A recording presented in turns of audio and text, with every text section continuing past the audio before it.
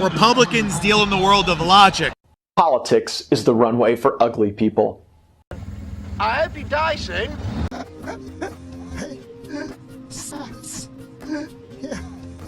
The world's most powerful investment bank is a great vampire squid wrapped around the face of humanity, relentlessly jamming its blood funnel into anything that smells like money. That was how, in 2009, Rolling Stone journalist Matt Taibbi famously began The Great American Bubble Machine, his 10,000-word expose on Goldman Sachs and its considerable economic influence at the height of the Great Recession. The vampire squid was an indelible image, and it was textbook Matt Taibbi. If you were like me back then, you loved reading his blistering takedowns of America's worst villains. In 15 years at Rolling Stone and in occasional NBC and MSNBC appearances, Taibbi won lots of fans and awards for skewering anyone who shafted the little guy from K Street to Wall Street. But if you listen to him these days, he's telling a different story. I spent 10 years covering the aftermath of the 2008 financial crisis. That was obviously a very serious issue, but this Twitter file story and what we're looking at now and what we're investigating now, I don't think there's any comparison. This is by far the most serious thing that I've ever looked at, and it's certainly the most grave story that I've ever worked on personally. Yes, the Twitter files, quote unquote, 19 releases of select internal Twitter documents provided to Taibbi and other reporters and activists after the social media site was acquired by tech billionaire Elon Musk, remember him? Which made seemingly explosive claims about the politicized blocking of the Hunter Biden story, as well as allegations that Twitter shadow banned conservative accounts without cause. According to Musk and Taibbi and his reporting colleagues and the Republican House majority, those files show Twitter colluding behind the scenes with feds, NGOs, and yes, Democrats to silence critics. A new woke McCarthyism through digital censorship. Democrats used to care about protecting First Amendment free speech rights, too. Now it's like, okay, if you're attacking, and I said this on the House floor, I said, don't think they won't come for you. Oh, the big tech, big media, cancel culture, they may come for Republicans and conservatives now, but the mob is never satisfied. They will keep coming. But critics say the Twitter files don't come close to making that case, and that they also are a product of questionable journalistic ethics gifted to Taibbi and others by a billionaire with access and a right-wing political agenda, and then rapidly weaponized by conservative media with little regard for the facts. The Republicans have brought in 2 of Elon Musk's public scribes to release cherry-picked, out-of-context emails and screenshots designed to promote his chosen narrative, Elon Musk's chosen narrative, that is now being parroted by the Republicans because the Republicans think that these witnesses will tell a story that's going to help them out politically. Is the Twitter file story as big, as damning, as revealing as its proponents claim? That's what we are going to debate today. Because in some ways, Matt Taibbi has become the man of the moment, with nearly 2 million Twitter followers, tens of thousands of paid subscribers to his Substack blog, and Republican lawmakers hanging on his every word. The man who used to gleefully heap abuse on the outrage industrial complex on Fox now appears regularly on that very propaganda network he once so wonderfully lampooned.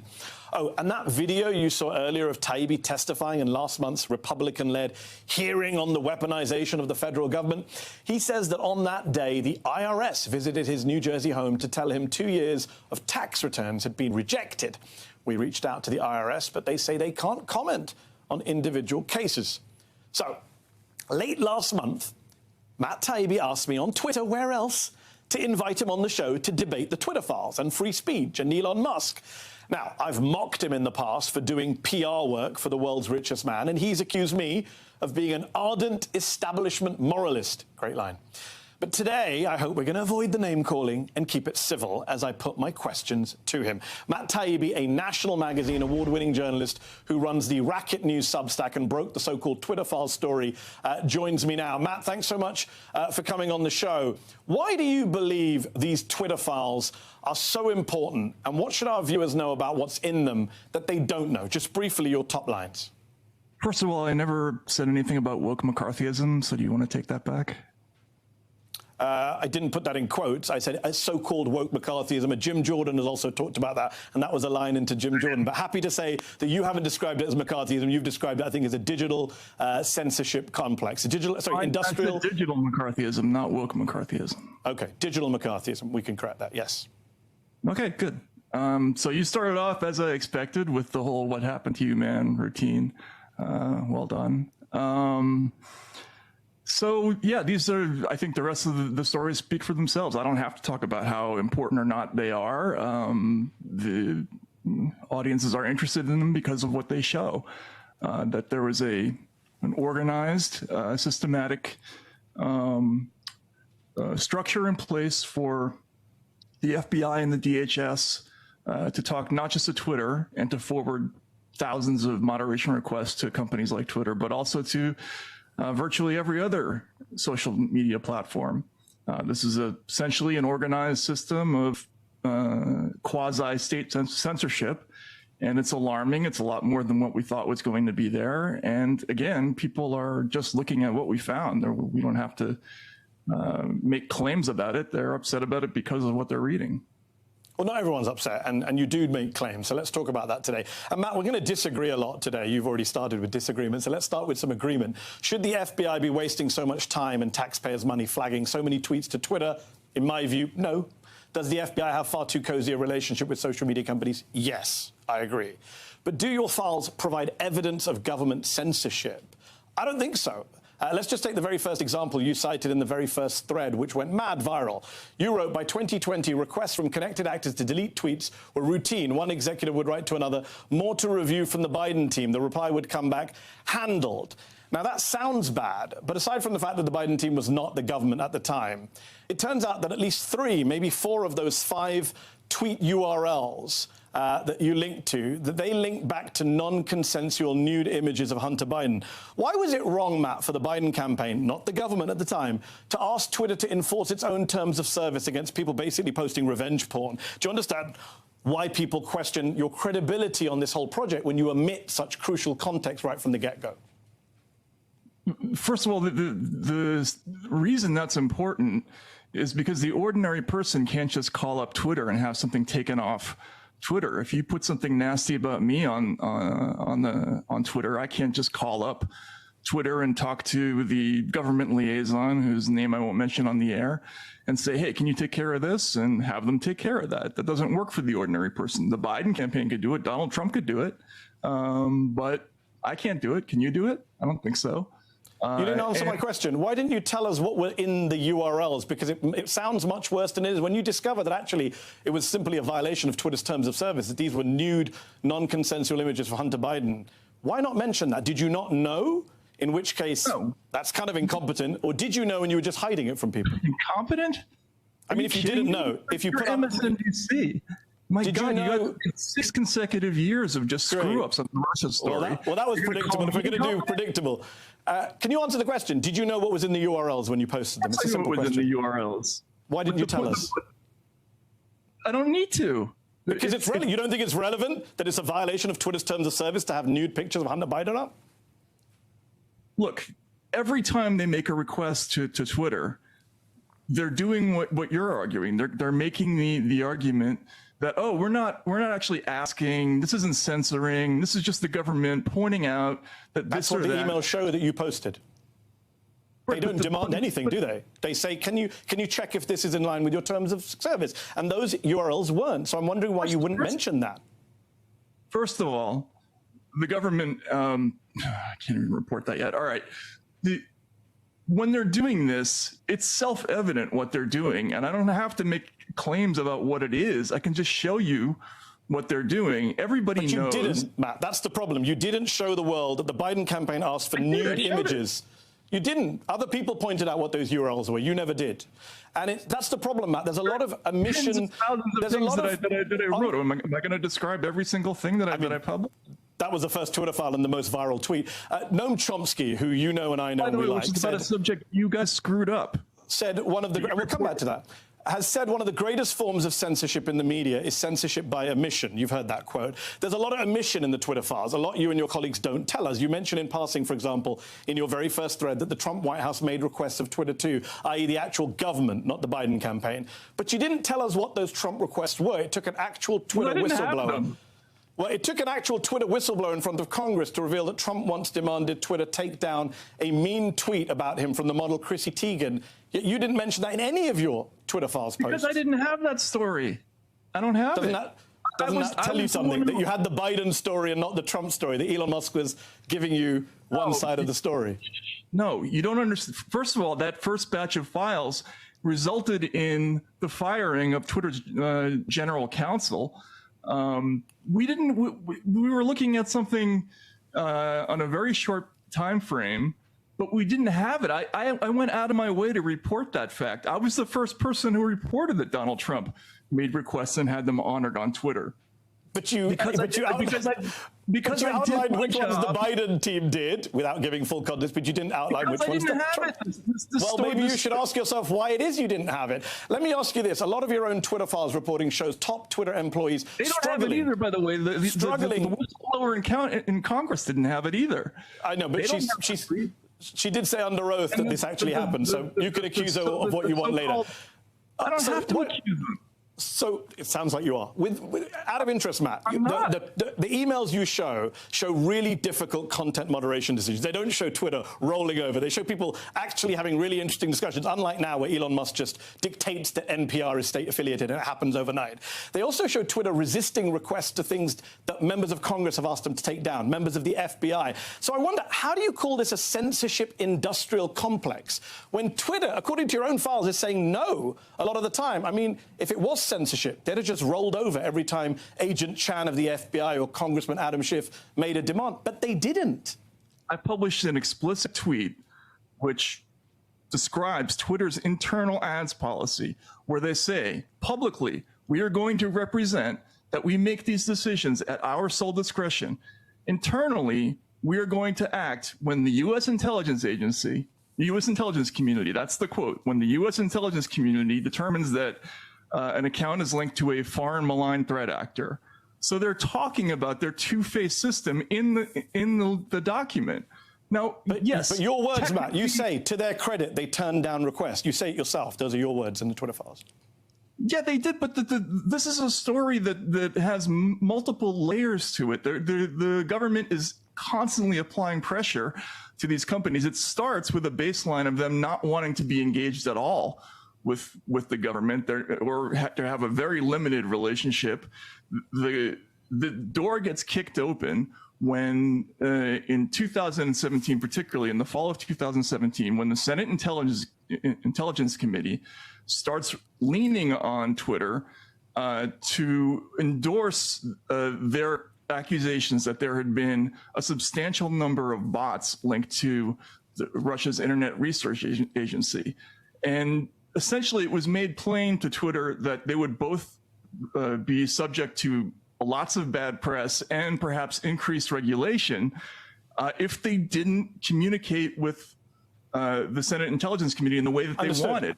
But communicating is not rolling over, Matt. All I'm saying is I don't see the evidence. If I saw evidence... They didn't. Adam Schiff says take down a tweet, and they don't, according to your own files. What's Adam Schiff going to do? Is Adam Schiff the CIA? Is the CIA going to come to Twitter and say? So do you have evidence? So do you have evidence that the CIA demanded a tweet got taken down and they did it immediately? I haven't seen it. Well, we think it's the CIA, quote unquote other government agencies. We know that the CIA was present. You think it's the CIA? You began the interview saying you don't make claims; it's just evidence. Okay, let's talk about your evidence, Matt. Because as I say, people quote me directly if you're going to do this. Quote me directly. What am I quoting? You just said this, we think it's the CIA. I said I haven't seen a single Twitter file where the CIA tells Yoel Roth to take it down. We showed reports that came through the Foreign Interference Task Force. We know it came through the FBI. We know that's the destination by which it came, but the origin of the document we couldn't determine because, and there's lots of these. We have Understood. hundreds. There are lots of these, and Matt, Twitter doesn't deny that they take stuff down, right? Twitter put out a report in Caroline, and you're going to let me answer the question because Please. you're accusing me of getting this wrong. So these documents, I went out and I talked to every former intelligence person from every agency that I could to try to identify where these documents came from. And I ended up quoting, I think I quoted John Kiriakou and I think one other person is saying that looks about right. Because the people that I talked to thought that this was probably, a CIA document, that they thought that it looked like that. It could have been from some other agencies, but I did I put the document up and I said, this is what it looks like. This is what these people thought it was. I reported that other people talked about OGA. That's. And I'm not, Matt. Just to be clear, I'm not disputing that. I'm not disputing any of that. I'm saying there's no evidence that the government is ordering Twitter to take a bunch of stuff down, and Twitter's agreeing to everything. Twitter. Hold on. Let me finish. I let you finish. Let me finish. Twitter put out a report in 2021, as you know, which must shut down, a transparency report where they said the government asked us to take stuff down, and we took down 40% of what we were asked to take down. They've never denied that they take stuff down. Yeah, I think it's serious. I think if you were right, it would be 100%. The fact that it's not 100%, the majority of stuff they turned down, doesn't tell me there's a censorship complex.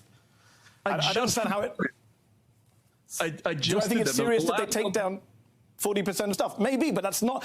Nothing you showed suggests. In fact, the agent from the FBI sent emails saying, "Hey, do you mind taking this? Do you mind looking at this and seeing if it's in line with your terms of service?" That is not the police state that I think is being painted by Jim Jordan. By the way, you said about factual inaccuracies, Matt. Let's talk factual inaccuracies. Stanford. You talk a lot about the Election Integrity Project in the Twitter files, which Stanford and the University of Washington founded to monitor attacks on our elections. And you say some stuff about them that a lot of your critics say is not true, and that affects your credibility. You said the EIP was founded in response to the government dropping its proposal for a disinformation governance. Well, there you are. We're quoting you on screen. It wasn't. It was formed 2 years earlier. You suggest it was government funded, even though during the 2020 election that you're covering, it wasn't. You say they labeled 22 million tweets as misinformation in the run-up to the 2020 vote. They didn't. They flagged 3,000 election misinformation tweets for labeling, so you were only 21,997,000 off.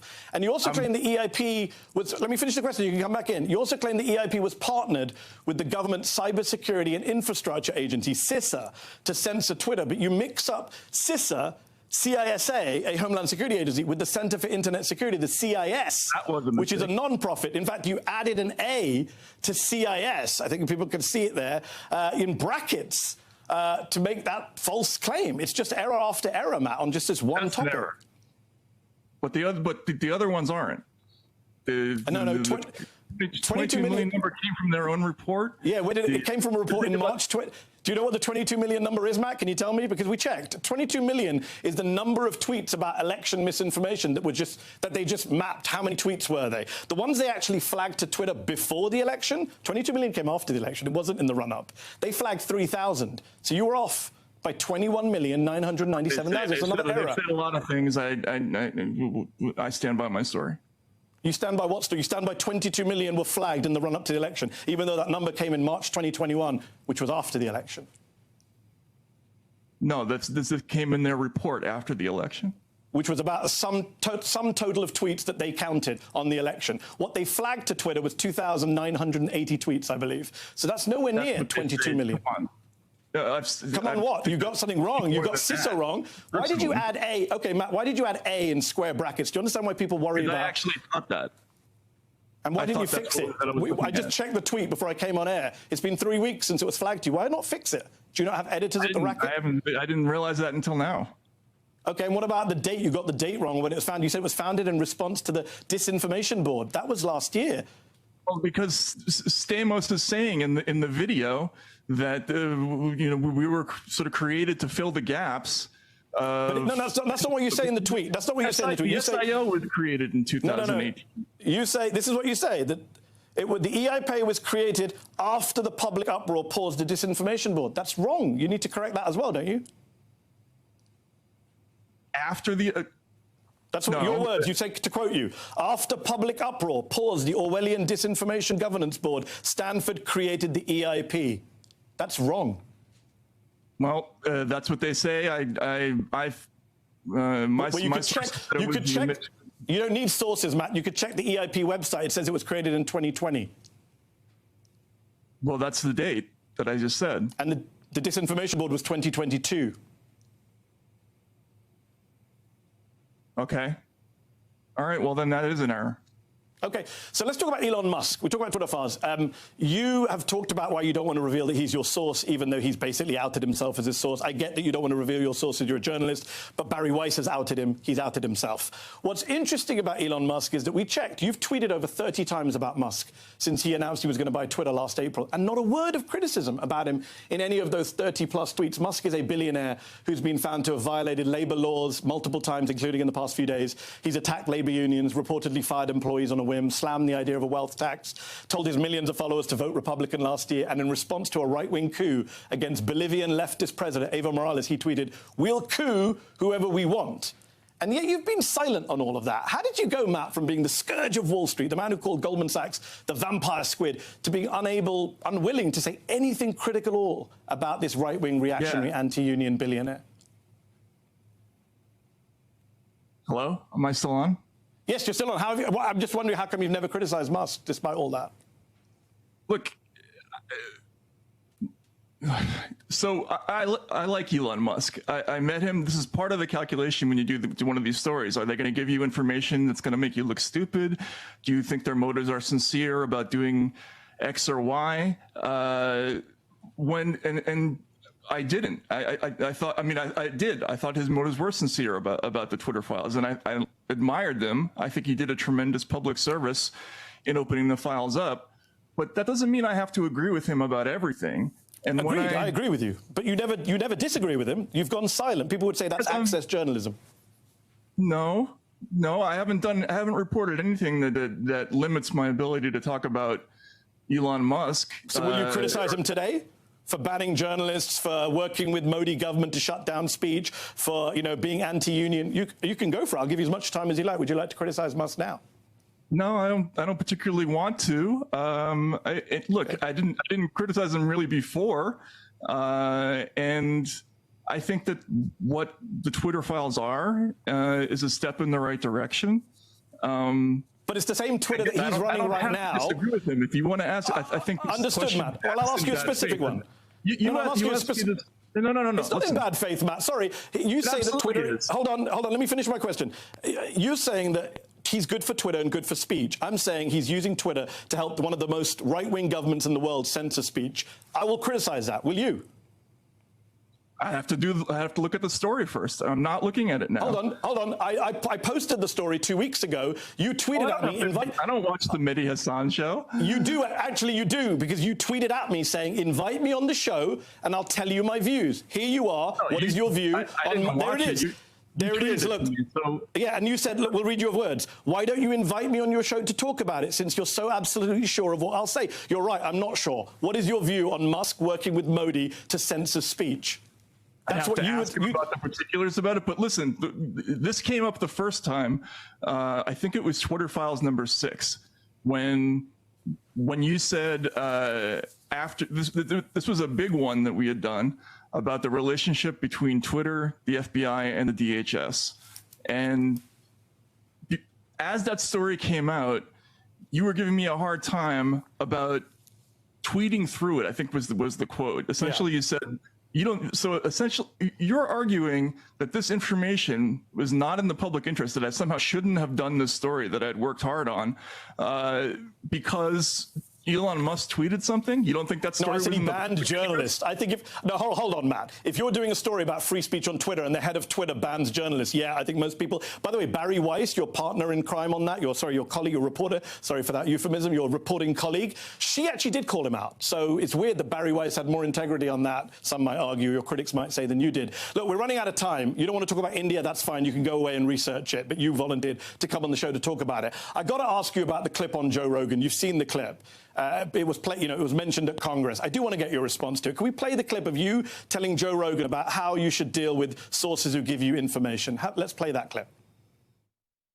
With any kind of journalist, like once you start getting, handed things, then you've lost. You know what I mean? They have you at that point, and you got to get out of that habit. You know, it's like, or you can't cross that line. So per your own words, Matt, you crossed that line and Musk has you. Those are your words. The hilarity of this coming from MSNBC, which did nothing but vomit up fake Russiagate stories that came straight from the FBI for 6 consecutive years that you guys still haven't apologized for. Great. I wasn't there in that period, so I've got nothing to apologize. I'm asking you your words. Did you cross a line? It's a very simple question. You can what about and deflect. It's a simple question. We played a clip for you. I'm giving you a chance to answer. Did you cross the line? Your words. No, I did not. The stories are self-contained stories that hold up in themselves. And what I was talking about in the Joe Rogan story, I was quoting a passage from Seymour Hersh's book, Reporter, when he was talking about when he was given a story by the CIA about an Israeli spy that they had caught. And he was saying something to the effect of, I, who had always gotten the material, was being handed the material. So, yeah, look, it sounds bad, but this stuff is clearly in the public interest. It's real, it's true, and I'm doing the best I can to report it. The question is, the test you always have with your sources is whether or not this stuff is in the public interest and whether it's accurate. And apparently I've gotten like one thing wrong or a few things wrong, but mostly I think these stories are going to hold up over the test of time, unlike your Russiagate story. So let me ask you this, Matt, and you're going to say this is a bad faith question, but let me just be clear. I'm not questioning your work ethic. You keep saying, you seem to be offended. I'm sure you work very hard. I was a big fan of yours for many years. I've always admired your writing. Which is why I have to ask this last question, which you're going to say in bad faith, but I promise it is. It's genuinely as a former fan. You tweeted in response to Jim Jordan, and you started the interview saying, you know, oh, my journey. You have been on a journey for many of us. You said it was an honor. Thank you, Chairman Jim Jordan. It was an honor. A lot of people think that sounded a bit fawning to one of the most right-wing members of Congress. Later, you meet Ted Cruz. I don't think it's an honor to be invited to Congress. Who calls you a true patriot.